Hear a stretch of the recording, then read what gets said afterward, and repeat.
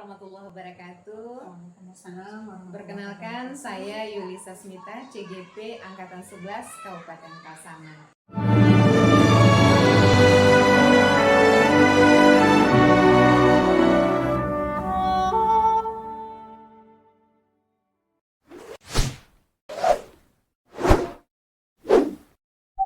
Assalamualaikum warahmatullahi wabarakatuh. Waalaikumsalam warahmatullahi Perkenalkan, wabarakatuh. saya Yulisa Smita, CGP Angkatan 11 Kabupaten Pasaman.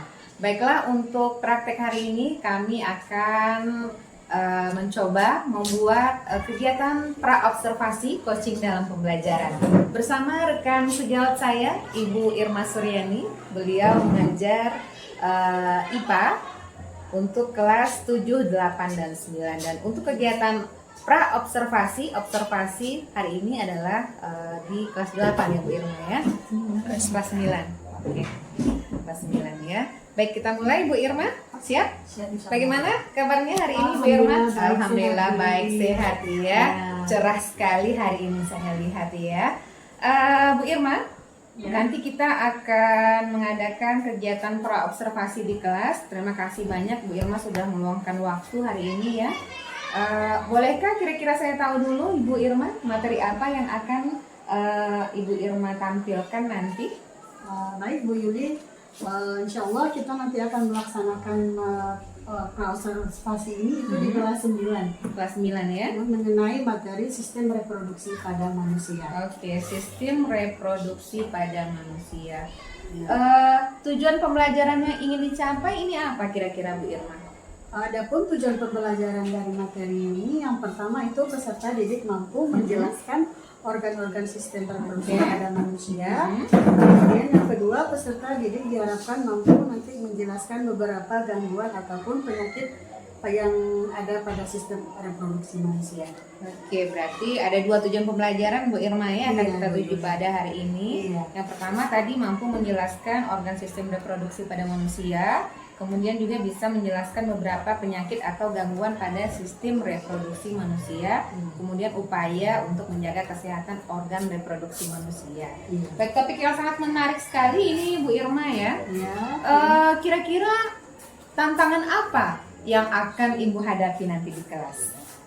Menurut saya biasa yang dari beberapa pengalaman sebelumnya itu ketika menjelaskan beberapa organ reproduksi yang tidak kelihatan. Itu merupakan tantangan tersendiri. Apa strategi yang sudah Ibu siapkan dalam membantu murid mengatasi tantangan tersebut?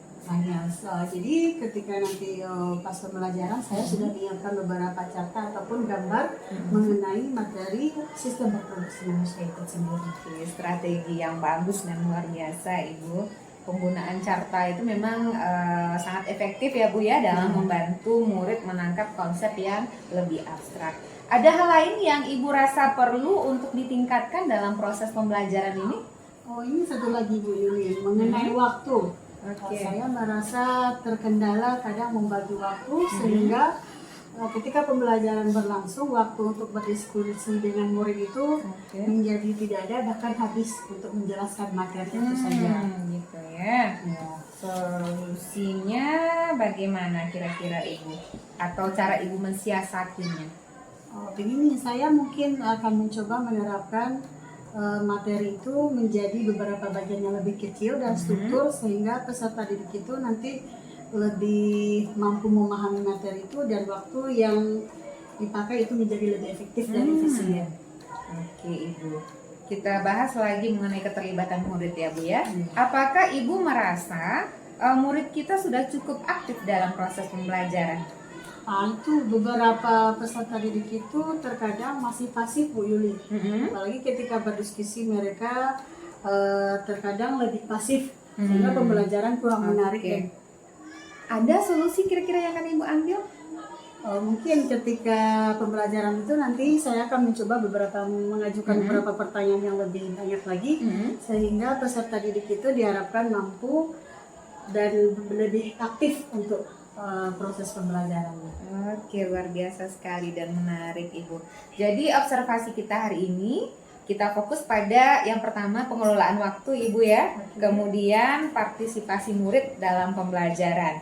Nah, nanti saya akan mencatat Ibu di kelas bagaimana Ibu menerapkan strategi-strategi tersebut, dan setelah observasi nanti kita diskusi kembali. Baik, Bu. Oke, untuk mengevaluasi ya Ibu ya. Iya. Semoga nanti kegiatan pembelajarannya berjalan dengan lancar ya Ibu ya.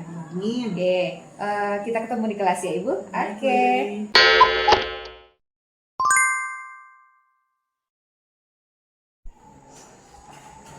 Assalamualaikum.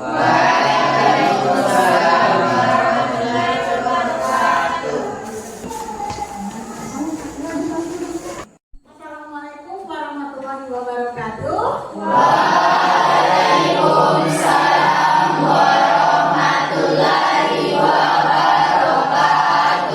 Selamat pagi anak ibu semuanya. Pagi ibu. Bagaimana kabarnya hari ini, sehat? Alhamdulillah sehat, baik ya. Oke, Farhan, ketua kelas, adakah siswa yang tidak masuk hari ini? Siapa? Ahmad Ervin. Ada yang tahu kabarnya? Tidak, berarti Alfa tanpa keterangan ya. Oke, baik. Adapun materi kita pada hari ini itu mengenai sistem reproduksi pada manusia. Silakan dibuka buku paketnya, kemudian LPS-nya juga. Ya, adapun tujuan pembelajaran kita pada hari ini, sebenarnya Ibu ingin menampilkan tayangan pakai fokus ya, tapi karena mati lampu terpaksa Ibu tulis pakai tangan saja dulu ya. Adapun tujuan pembelajaran kita hari ini yang pertama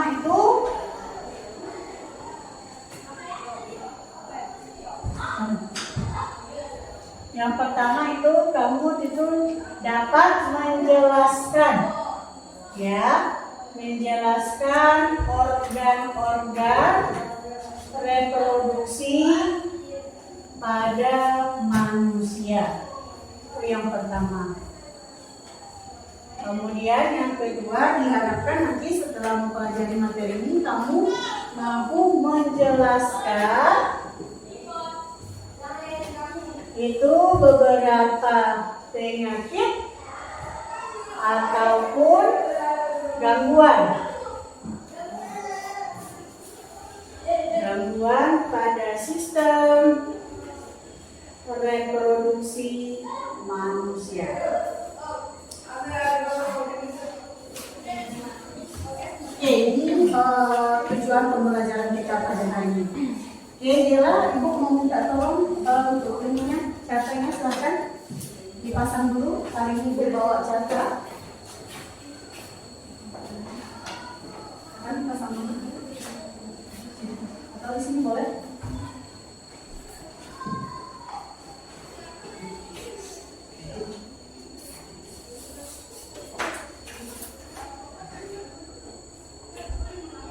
Oke, terima kasih Dela.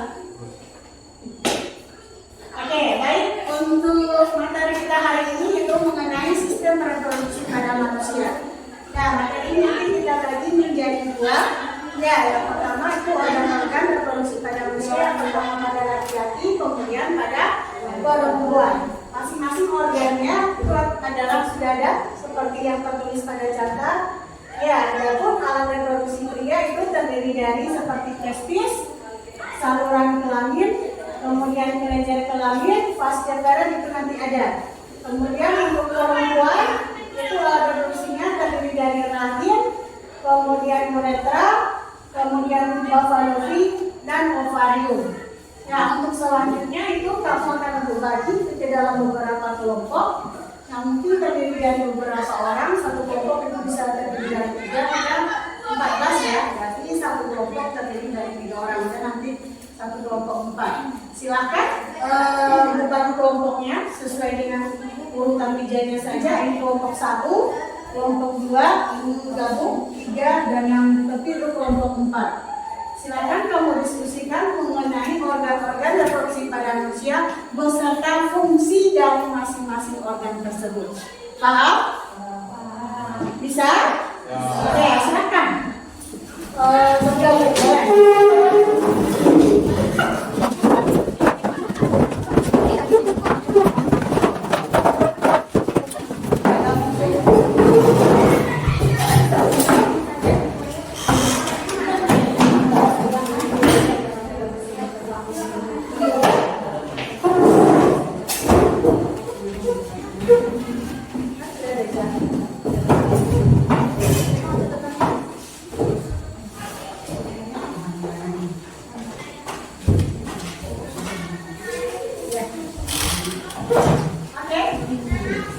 Silakan didiskusikan mengenai organ fungsi dari organ reproduksi pada manusia tersebut.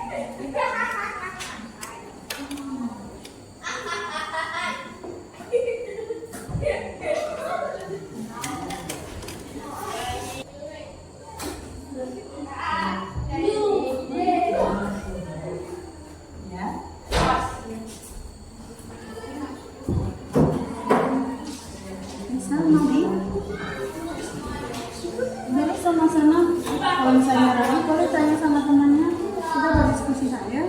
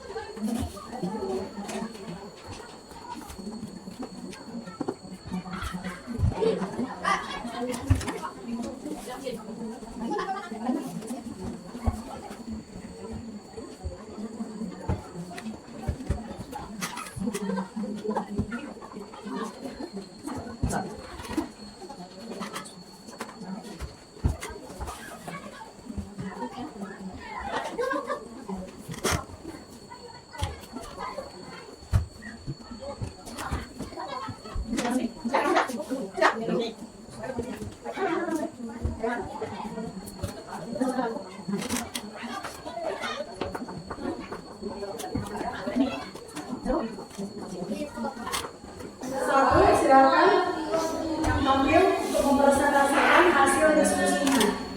Boleh? Satu, silakan.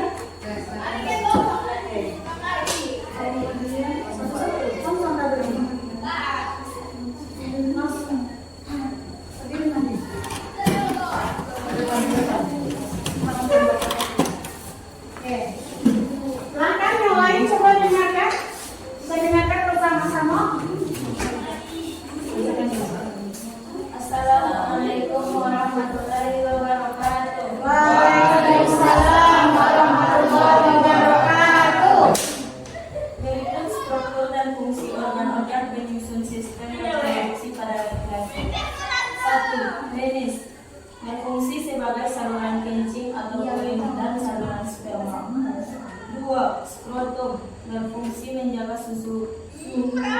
testis agar sesuai untuk sperma. 3. Testis berfungsi untuk memproduksi sperma dan hormon testosteron. 4. Epididymis berfungsi untuk mengumpulkan sperma sementara. 5. Vas deferens berfungsi menghubungkan epididymis dan uretra. Oke, berikan tepuk tangan kelompok 1. Oke, itu demikian presentasi dari kelompok 1. Bagaimana, mungkin ada yang, kalau ada yang ragu atau ada yang ditanyakan, silakan tunjuk tangan. Oke, silakan Mbak Tito. Jelaskan fungsi dari amion. Jelaskan fungsi dari amion. Ada yang mencoba menjawabnya bagaimana? Oke, tangan bagus, silakan. Apa? Namanya? Fungsi melindungi embrio dari kekeringan dan keguncangan. Oke, bagus sekali. Jadi fungsi amion itu adalah untuk melindungi embrio dan dari kegoncangan. Oke, satu. Silakan kembali ke tempat untuk kelompok 1, berikan tepuk tangan. Oke, nampaknya tidak semangat Bapak Ibu. Oke, biar lebih semangat kita diskusi sebentar. Masih ingat untuk konsentrasi? Masih. Coba semuanya biar lebih semangat ya. Tadi penjelasan ini. Oke, kita untuk konsentrasi.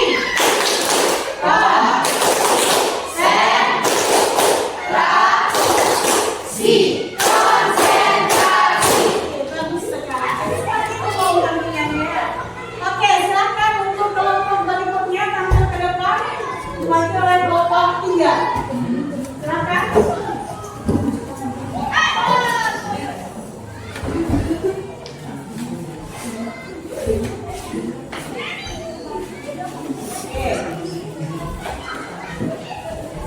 Assalamualaikum warahmatullahi wabarakatuh.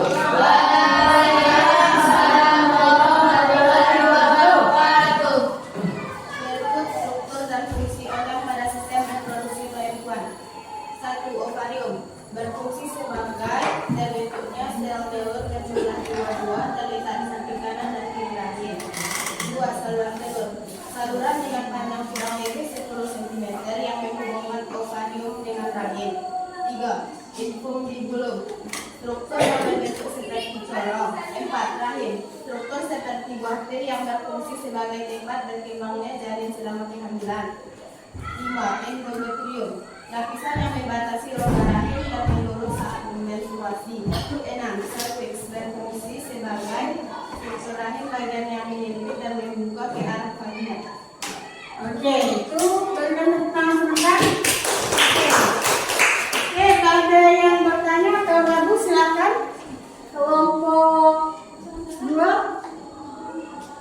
Silakan Giza. Apakah upaya untuk mencegah penyakit pada sistem reproduksi manusia? Apakah beberapa upaya untuk mencegah gangguan atau penyakit pada sistem reproduksi manusia? Silakan coba jawab mungkin. Upaya pencegahan penyakit pada sistem reproduksi manusia. 1. Menggunakan celana dalam yang berbahan katun dan bertekstur lembut. 2. Biasakan membilas dengan bersih organ reproduksi setiap selesai buang air kecil maupun buang air besar. 3. Mengganti celana dalam 2 atau 3 kali sehari. 4. Memotong rambut yang ada di daerah organ reproduksi apabila sudah panjang. 5. Ganti pembalut sesering mungkin. 6. Menghindari menggunakan sabun di daerah kewanitaan. 7. Rajin berolahraga dan banyak mengonsumsi buah dan sayur. Oke. Bagi pertanyaannya silakan kembali ke. Assalamualaikum warahmatullahi wabarakatuh. Waalaikumsalam warahmatullahi wabarakatuh. Oke, terima kasih kelompok 1 dan kelompok 3 yang sudah mewakili kelompok-kelompok lainnya untuk tampil presentasi hasil diskusi kelompoknya ke depan. Oke, setelah dipresentasikan tadi, sudah dipresentasikan tadi oleh temannya, sekarang kita coba simpulkan. Ya, kesimpulan dari materi yang sudah kita pelajari pada hari ini. Mungkin satu orang silakan yang bisa menyimpulkan pelajaran atau materi kita pada hari ini. Ada yang bisa? Bagus, Mulia Basian silakan. Kesimpulan materi kita hari ini.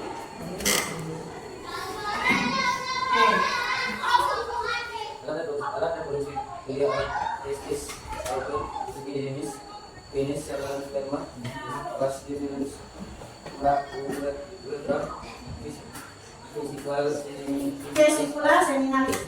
Oke, lanjut. ada pun alat reproduksi wanita ovarium Ovido. rahim atau uterus dan vagina. Ya, jadi itu kesimpulan kita hari ini. Yang pertama, organ-organ reproduksi pada laki-laki itu seperti teman-temannya tadi dari penis, testis, skrotum, vas deferens, uretra ya. Kemudian pada perempuan itu terdiri dari ovarium, ovidum, tuba fallopi, rahim dan vagina. Oke, sampai di sini bisa? Bisa.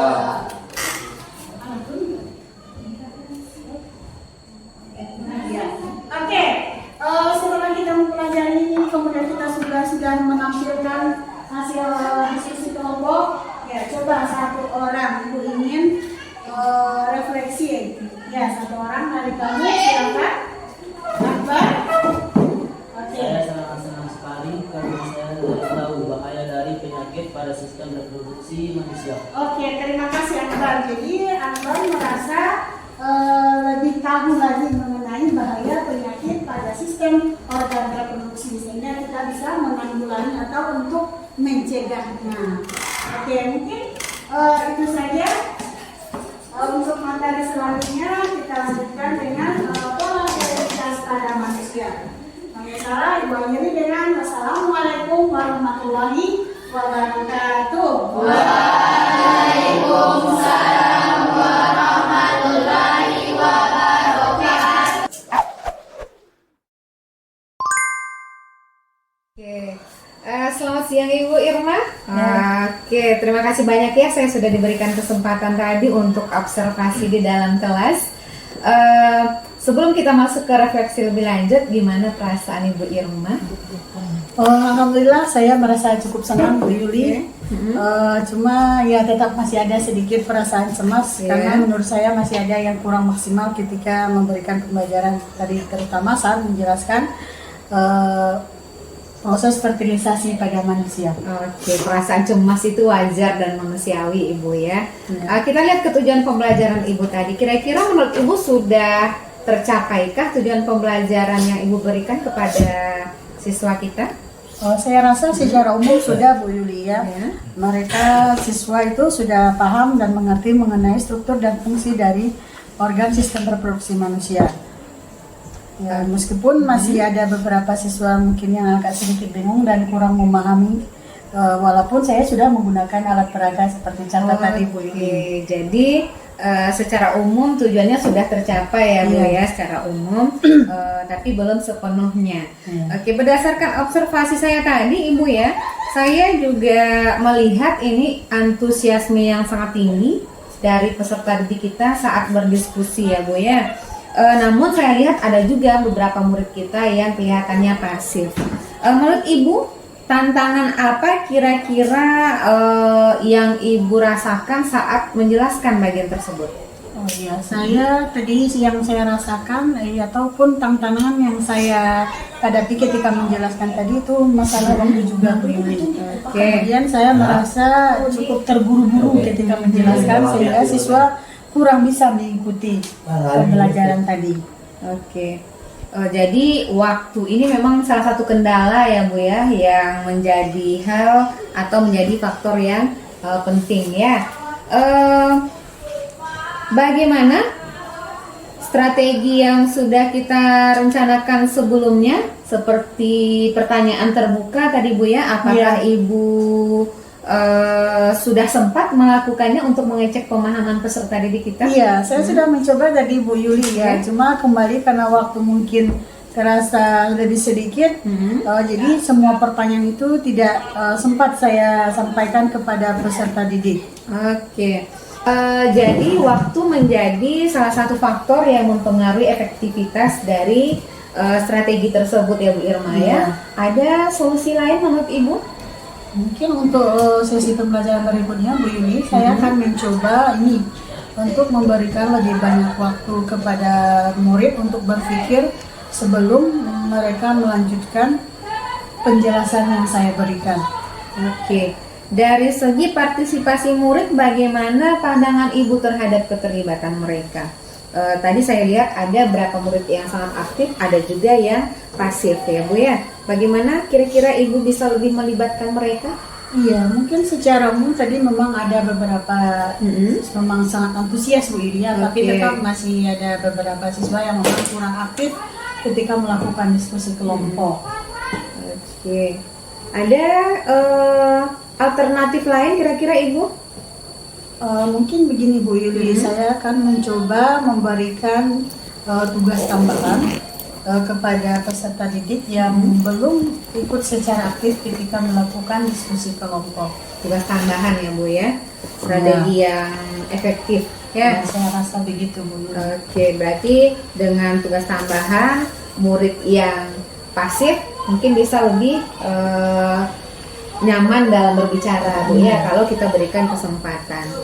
Menurut Ibu, kalau kita hubungkan dengan rasa percaya diri mereka bagaimana? Ya, mungkin itu salah satu kendala juga Bu Yuli. Mereka cenderung mungkin kurang percaya diri sehingga mereka lebih banyak tidak. Oke, menurut Ibu bagaimana kira-kira solusinya? Bagi peserta didik yang kurang merasa percaya diri tadi Bu Yuli, mungkin kita berikan sedikit waktu ya supaya dia lebih berpikir, mungkin sekitar 30 detik sebelum dia menjawab Oke. pertanyaan. Berarti waktu 30 detik lebih Iya, kurang Ibu berikan ya. Bagus, luar biasa Ibu. Berikutnya, menurut Ibu bagian mana yang sebaiknya dipadatkan atau disederhanakan agar murid kita ini punya lebih banyak waktu untuk memahami mengenai sistem reproduksi manusia tadi? Oh iya, kalau menurut saya Bu Yuli mungkin di materi struktur dan fungsi organ-organnya kita persingkat saja. Ya, sehingga untuk materi yang lebih krusial mereka lebih paham dan materi yang lebih abstrak lebih nyata bagi peserta didik. Oke, berarti dengan memadatkan bagian yang sudah mereka kuasai Iya. Ibu ya. Oke, rencana yang luar biasa sekali Ibu ya. Jadi untuk perbaikan kita berikutnya, kita akan fokus pada dua hal ya Ibu ya. Iya. Yang pertama pengelolaan waktu, kemudian yang kedua mungkin Ibu bisa menjeda ya antara penjelasan dengan pertanyaan supaya mereka punya waktu yang lebih banyak untuk berpikir ya Bu ya. Iya. Ada hal lain kira-kira yang ingin Ibu tanyakan atau Ibu tambahkan? Saya rasa sudah cukup Bu Yuli. Terima kasih banyak.